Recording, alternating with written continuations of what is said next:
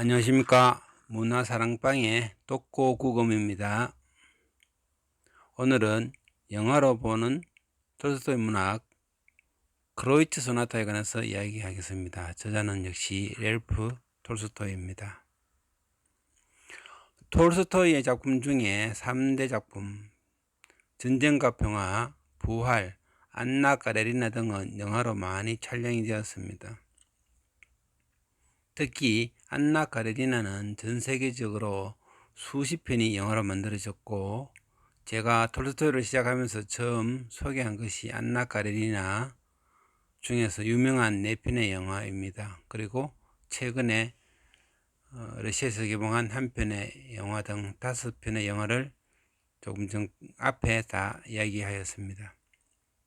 이번에는 장편이 아닌 중편 소설인 크로이츠 소나타라는 소설과 영화에 대해서 얘기하고자 합니다. 3대 장편 소설은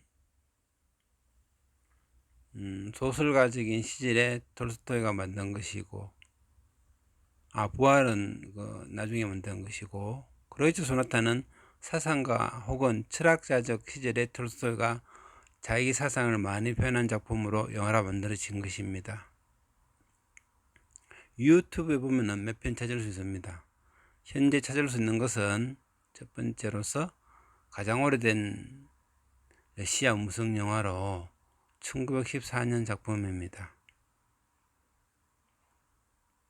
이 무성 영화인데 군데군데 자막이 들어있어서 스토리 전개를 해주게 됩니다. 두 번째는 프랑스 영화 1956년도 만든 소나타 크로이츠인데 크로이츠 소나타 음악으로 시작합니다. 이 영화는 한국어 자막을 지원해 줍니다. 프랑스식으로 약간 변형됐지만은 핵심 스토리는 원본 소설과 동일하게 진행하기 때문에 좋습니다. 세 번째, 러시아로 검색하면은 찾을 수 있는 것인데 가장 소설과 비슷하게 영화를 만든 것이라고 하겠습니다.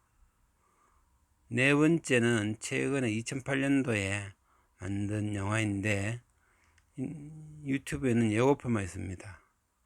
찾을 수는 없고 DVD도 찾을 수가 없습니다. 오늘 설명은 주로 3번 영화 위주로 하겠습니다. 러시아인데 자막이 없어서 화면만 볼 수 있습니다. 그래서 미리 책을 읽고 봐야 된다고 하겠습니다.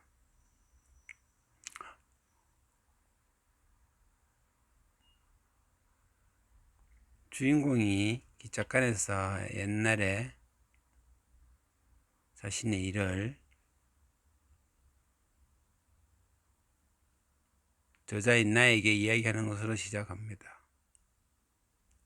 소설 내용에는 개인적인 이야기 전에 기차에 탄 사람들이 많이 나옵니다. 그래서 인생 이야기, 사랑 이야기 등으로 복잡하다가 시끌벅적한 후에 주제의 방향이 사랑으로 정해지자 갑자기 사랑은 거짓말을 하면서 나타나서 주인공이 이야기를 시작하는 것입니다.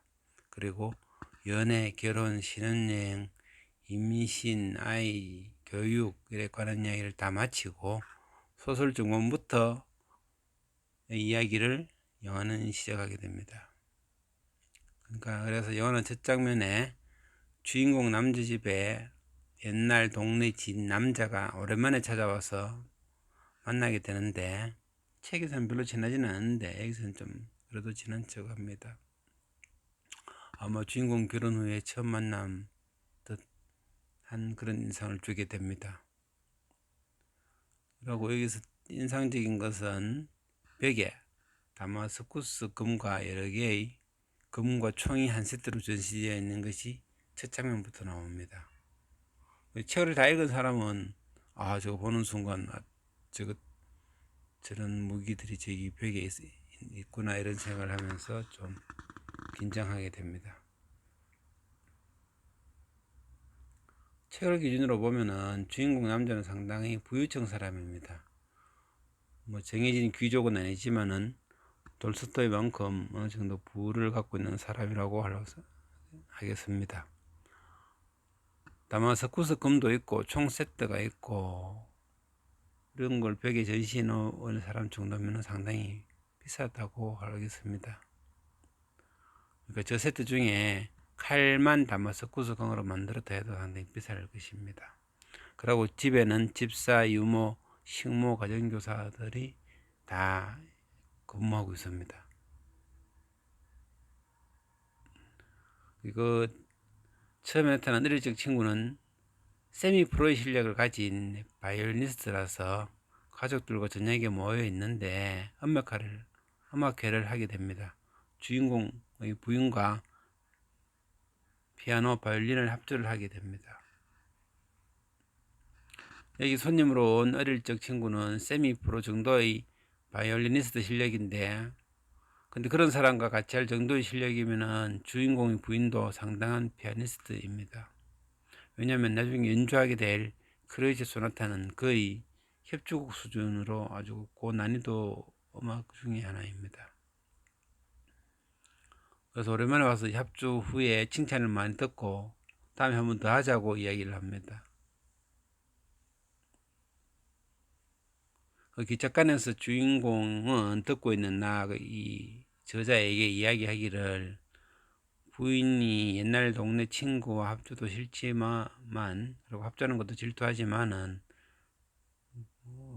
자기가 부자의 허세를 부린다고 겉으로는 잘 연주하니 또 연주해달라고 부탁을 하게 됩니다. 그래서 다음 연주에는 가족 단위가 아니라 동네의 유력 인사들을 초청하여 크게 연주를 하게 됩니다. 그 연주곡은 베토벤의 크로이츠 소나타입니다.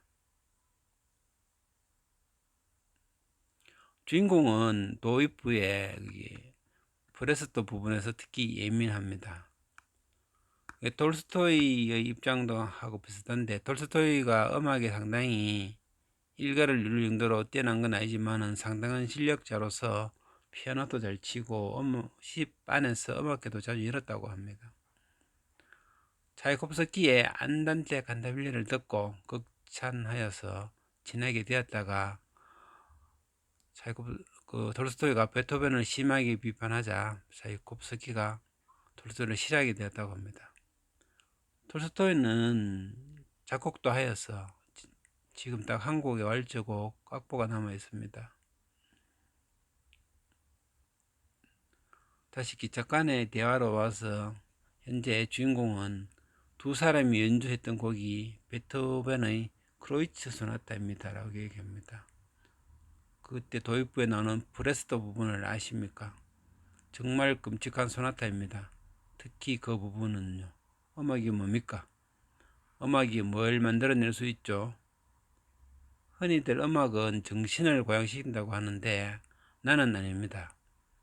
다만 흥분만 돋을 뿐 결정적인 한방은 없습니다. 행진곡은 듣고 행진하면 되고, 춤곡은 춤을 추면 목적이 달성되고, 미사곡은 성찬을 받으면 됩니다. 그렇지만은 흥분감만 주는 음악은 흥분한 상태에서 무엇을 하죠? 흥분한 상태에서 해야 할 것이 아무것도 없으면 어떻게 되겠습니까? 연주가 끝나고 그 곡이 자아낸 분위기에 맞는 행동을 해야 한다는 말입니다. 그래서 음악이 무서운 작용을 한다고 말씀드리는 것입니다. 이 말은 그 기적관에서 현재 주인공과 저자가 이야기하는 내용입니다. 어쨌든 과거로 돌아가서 크로이츠 소나타가 끝나고 주인공의 부인과 주인공의 어릴 적 친구는 저런 눈빛을 교환합니다. 이것을 주인공은 다 쳐다보고 있었습니다. 어쨌든 합주는 성공적으로 끝나고 주인공은 일주일 동안 출장을 떠나게 됩니다. 그리고 말 들어보니까 바이올리니스트도 이제 도시를 떠나는 걸로 알고 있어서 자기는 불안 없이 기분 좋게 출장을 출발하였습니다. 그렇지만은 출장지에서 있을 때 부인이 보낸 편지에 어릴 때 친구가 악보를 전달하러 방문한다는 내용이 있었습니다. 그러자 또 갑자기 지난번에 그 친구를 바이올린스를 쳐다보는 부인의 눈빛이 생각나니까 자꾸 불안이 커져갑니다. 아까 1번에 설명드린 영화 1914년 무성영화에 출장간 남편이 호텔에서 수면 중에 이렇게 자기 부인과 친구가 키스하는 장면을 상상하게 됩니다. 원래 이 영화에는 없기 때문에 옛날 영화에서 한 장면을 가지고 왔습니다. 그래서 출장을 취소하고 밖으로 돌아오게 됩니다. 원래는 아침에 출발하면은 오후 5시쯤 도착할 예정인데 그 출장지에서 기차역까지는 마차를 타고 가야 되는데 그 마차가 고장나서 고치고 온다고 시간이 많이 지체되어서 새벽 1시에 도착하게 됩니다. 근데 새벽 1시에 집에 와보니 그 실과 응접실에 자기 집만 불이 켜져 있는 것입니다. 그래서 조용하게 싹 가보니까 이렇게 음악에 관해서 자기 부인과 옛 친구가 토론을 하고 있었습니다. 새벽 1시에 말이죠. 그래서 매우 성이 났습니다. 아까 영화 중에 4편 중에 한 편인 중에 프랑스 영화에는 이렇게 부인과 옆집 사람이 이렇게 무릎 베고 있는 장면이 나옵니다. 근데 이 소설에는 정확하게 스킨십 하는 내용은 없습니다. 어쨌든 갔을 때 두 사람이 놀란다는 내용밖에 없습니다. 그리하여 주인공은 벽에 장식으로 걸려있는 다마스쿠스 검으로 부인을 찌르고 부인은 그날 죽게 됩니다. 그래서 이렇게 장례식을 치르게 됩니다. 주인은 나중에 금방 잘못한 것을 알고 총으로 자살하려다 결국은 하지 못하게 됩니다.